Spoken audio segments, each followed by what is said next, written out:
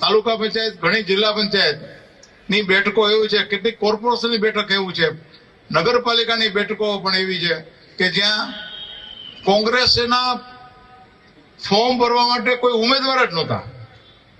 તો એ આપને આનંદ થશે કે ઉમેદવારો આપણે આપ્યા કે ભાઈ તમારું ખરાબ ના ગયે તો આ ઉમેદવાર છે આનું ભરાવી દો.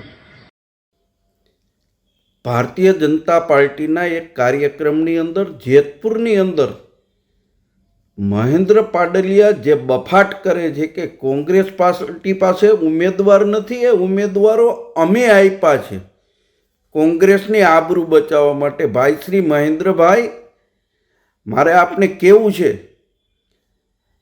કે તમારી પાસે ગત નગરપાલિકામાં પણ પૂરતા ઉમેદવારો નહોતા કે આ વખતે પણ ઘણી જગ્યાએ સામાન્ય માણસને, જેને કાયદેસર રાજકીય રીતે માણસ ન હોય, ઉમેદવારો નથી મળતા, ત્યાં તમે ઉમેદવારો ઊભા રાખી દીધા છે.